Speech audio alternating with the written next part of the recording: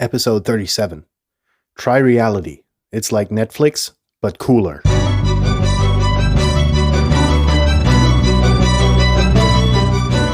You're listening to the very best podcast in the world on health, wealth, and happiness. Please remember to leave a review and share with all your friends and family. And here is your host, Lars Hilser.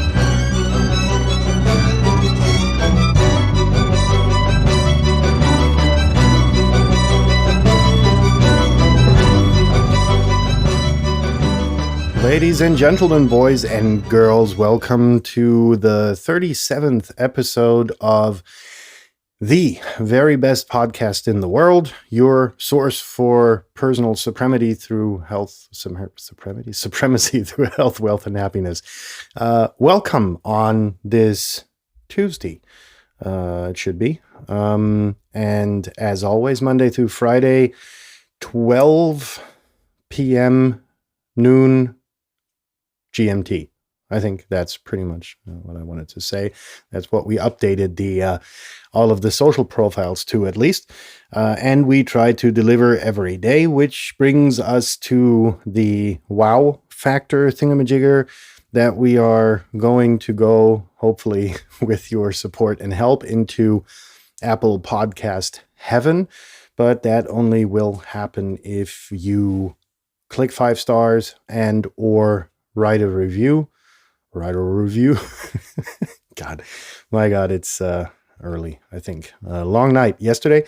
Interestingly enough, what else is there homework-wise? Yes, we got email from, let me look, Cassandra. Cassandra writes, you haven't done a questions for Lars. Are there no more questions? There are questions, Cassandra, and there are many questions. And I'm trying to push another Q4L episode next week. But meanwhile, I'm busy contemplating, and your feedback on this would be very interesting, to do a interview setup with interesting people that have crossed my path in the past. If you are interested in something like that, I'm thinking of a monthly interview episode. Please send your ideas for people or topics and or both to the very best podcast in the world at gmail.com. Please don't send direct messages on Instagram and or Twitter. For some reason, Twitter, we have deactivated it, I think. No idea. Instagram, no followers yet. So follow us on both just to get people's attention. That being said, shall we get started? Shall we? On my journeys. I feel like Aesop, whatever. On my journeys, I inevitably got together with a lot of people work-wise. And, you exchange ideas. For instance, you come into the office on Monday and by God, people are talking and talking and talking about what they've done on the weekends. But mostly it's about lying on the couch, relaxing, binging Netflix or Amazon Prime or Hulu or whatever the fuck your local provider is. And I was like, wait, this is pre-COVID. Keep that in mind, right? Now we're in a situation where, yeah, some people, because they're really fucked, have to resort to alternative reality in some way, shape, or form to just try and keep sane. It's difficult enough. Get it. Been there, done that, got the t-shirt. But this is pre-COVID. So, excuse me. So, interesting things happened really where I said, or no, I didn't say it. I just kind of questioned to myself. I was because, my weekend was like, okay, Friday, Saturday, Sunday, chug away at work. And then Monday, back to the office, work some more, do leisure activities, which usually for me consist of surfing the internet on parts of the internet city which are normally not served by sane people. That's why I'm there. But it was like, for these people, their main content in life was what happened on TV. That was very important to a lot of them. Your enter your nation's name here idol was always very much at the beginning of what happened in a lot of countries that I lived and worked in. Then came alternative reality or scripted reality TV shows, which were always cited as being the fundamental truth. If you look at the TV programs in not only Germany but a lot of other countries, the media landscape is pretty much the same in that you have your talk shows and you've got your legal show and whatever. And it's like, the world has so much to offer. And you go up to these people and you're like, why don't you just, go outside and go for a walk or go for a hike or take a bicycle and ride through the city? Why don't you go out into the city for a coffee, socialize with people? And it may be a generational thing. It may be that I'm getting old, but I feel totally freaked out if people's lives consist of living other people's lives. And that's, I think, the bottom line that I at least drew from it, and I'm just myself, but your input would be very interesting on this because I don't get it. It's like, why do you resort? Is your life really that boring that you have to, I don't know, binge watch a show on TV because it's more exciting? I don't get it. I mean, you're the director of your life if you look at it from a Netflix perspective, right? You are responsible what happens in your life.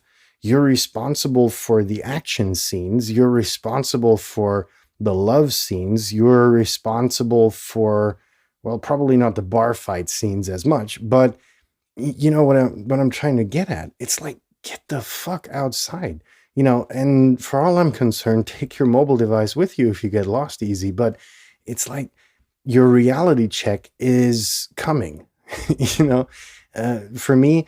And again, I have to, I'm not the raise your finger, go outside person. I'm anything but. I'm probably the worst couch potato. Well, no, not couch potato. That would be the wrong definition. But the comfort-seeking person that the world has ever given birth to or spat out or whatever it is. I go out walking with our favorite co-host, Stevie, every now and again. And I deliberately say that because, if the weather is shitty, Stevie doesn't go outside. Stevie is our family pooch. But, I might as well stand in the kitchen, work there, look outside, and I can see the sun just as well. I may be a bit inhibited in smelling what's going on outside, but whatever. It's like this taking your life into your own hand and moving away from alternative reality. Now, enough of the rant. Sorry, I got carried away.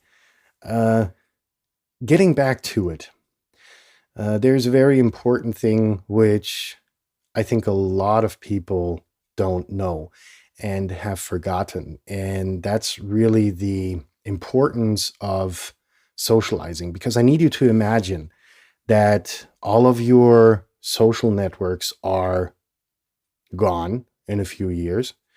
You're going to reconnect, you're going to reconnect on Facebook 2 or WhatsApp 3 or whatever it is. But essentially you get weeded out. And our house has really become this temple of interesting people showing up. People I met in my past who have always been with me for, decades, some of them. And they all love it here. We sit together, we cook, we enjoy meals, we talk bullshit, we talk about the past, More importantly, though, we talk about the present and the future. We enjoy, many types of mental stimulants in the process. Uh, and it's a totally different experience than being on and off on your favorite messenger platform. It's just so important, it's such a different feeling being in touch with someone in reality rather than, being connected over the digital world. And while people, a lot of social media specialists want to make us believe that the shift that's going on right now, the so-called Great Reset, is going to be the advent of digitalization. I don't want that, guys. Seriously. It's not going to be the same. And that's just an important point to keep in mind, right? I mentioned yesterday that I was invited to speak at a virtual conference. And I never understood the concept because for me, going to conferences was like the drinking bit, and meeting interesting people. And you don't have that there. It just doesn't happen. You do your thing, you give a speech. And while in the real world, up until 2019, it was like you go to a conference, you meet interesting people, you talk to them, you stay in touch. Friendships start to form. You meet at other conferences. In fact, I've had friends from all over the world come to the house, and we just had a damn good time talking, exchanging, doing all the stuff friends do. And for this virtual conference, which happened just on Friday, it was amazingly distant. It was anonymous. It was totally ridiculous in the concept because there was no interaction taking place between the people. And if this is supposed to be the new normal, I don't want to be a part of it. Seriously.